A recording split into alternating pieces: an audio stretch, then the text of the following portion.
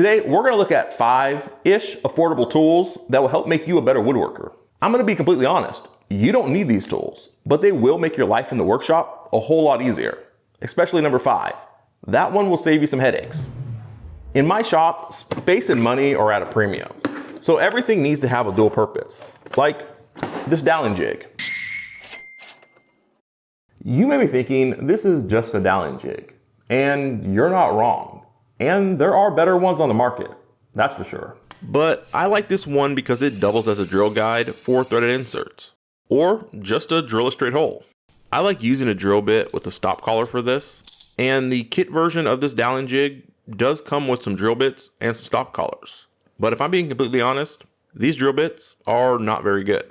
So it would be better to buy the drill bit and stop collar separately.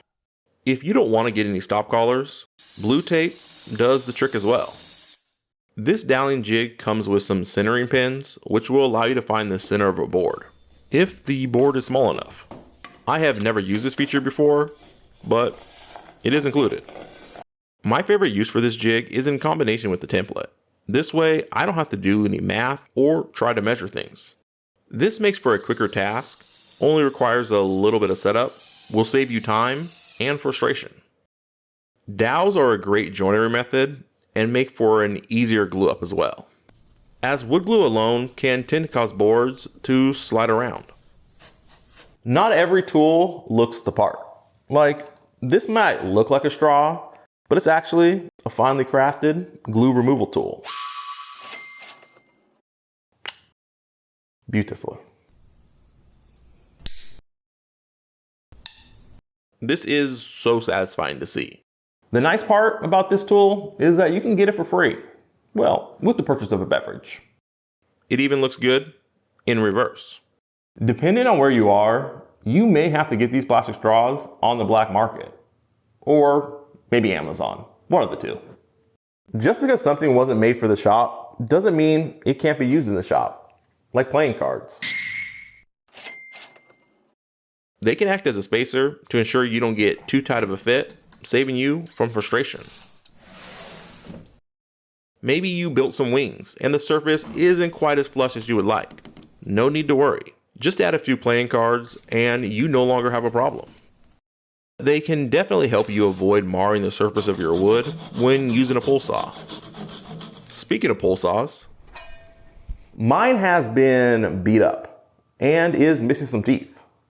I use mine as a utility saw, so I don't expect it to last forever. But when you need a few small precision cuts, this does the job. Or you could use a jigsaw and destroy your work. But don't you want to be able to say, use hand tools? The current pull saw is not just beat up, but it's a little big for my day-to-day use. So I went ahead and bought this smaller one to replace the bigger one. Apparently, I've been using a Japanese pull saw wrong the whole time. The new saw tells me which side I'm supposed to use for hardwood and which side I'm supposed to use for softwood, as I need those type of visual reminders. And I'm also realizing that the pull saw doesn't really have any multi-functionality to it, but it's so handy that I'm just gonna keep it in. This reminds me, I need your help with something. Eye protection is a tool that every woodworker should have. I got these from 3M. They're supposed to be anti-fog, and in my experience, they are not.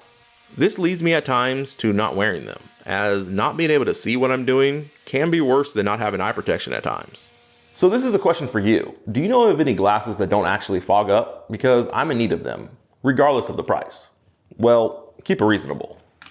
Let me know in the comments below. Not every tool can be as eloquent as a Japanese pull saw, but that doesn't stop the mini pry bar. Okay, technically it is a beehive scraper, but it is a handy tool to have for doing things like removing taped on templates. You could go ahead and pry the template off by hand, but good luck trying not to break it. It can also be very handy when removing an epoxy table from its mold. Maybe you need to pop off a robot's hand. Or you could just use it to scrape off some glue or epoxy from a surface. This next one may seem like a no-brainer, but for years I went without a good measuring tape because I thought it would be outside of my price range, but I was wrong. I really like this measuring tape. I love the fact that you can read the measurements from either side of the tape. I love how easy it is to read that high contrast of the white and black versus that horrible yellow and black. I love the fact that fractions are also included on the tape. I love the fact that there's this little finger break so the tape measure doesn't just slap back into place. I love the fact that it has a pencil sharpener and an erasable notepad.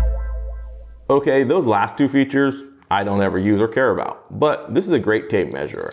It makes the overall measuring experience just a little bit better and allows me to cut twice and measure once. Semi-pro tip. When building a project, make sure you use the same tape measure throughout the whole build, as each tape measure can have slight variances in them, which will throw off your whole project.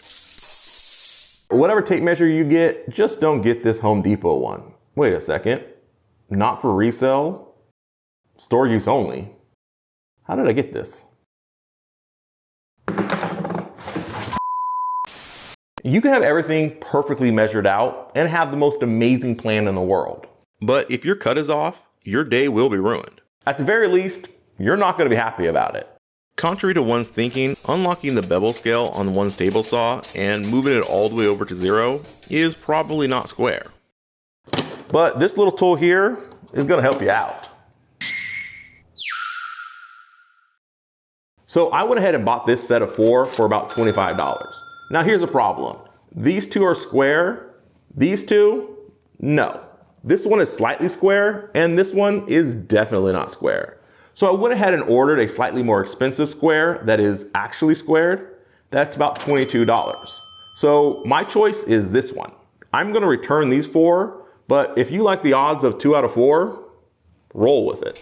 Making sure that your tools are set up for success is one of the pillars that you should establish as part of your woodworking journey, which comes before having a great plan, which is right next to being ready to fix your great plan. But the 4th pillar might be the most important of all. I heard a saying that is perfect for this situation. If you don't have time to do it right, what makes you think you have time to do it twice? Prep work is a key to you actually enjoying woodworking. I mean, you can wing it, and I do that most of the time, but winging it works a lot easier when your tools are actually set up correctly. A Machinist Square will also help to make sure your measuring tools are actually square. To go ahead and verify the squareness of the square, I went ahead and got myself a 1, 2, 3 block. If you didn't know, 1, 2, 3 blocks get their names because they are 1 inch by 2 inch by 3 inch. You could just buy a set of 1, 2, 3 blocks and call it a day. You do you. But I prefer to have multiple precision tools to reference off of. Which is why I have this at 5B and not its own number. It can help you calibrate your fence to make sure that you're actually getting the cut that you want. But you can also use this a lot of the same ways that you would use the Machinist Square. A quick YouTube search of 1, 2, 3 blocks will show you a lot of ways that you could utilize this tool. I'll go ahead and leave a link in the description to one of those videos. What are some affordable tools that you would recommend that would make people's lives easier in the workshop? The more affordable, the better. I'm Joseph with 5 Duck Studio. I hope to see you next time. Wouldn't be the same without you.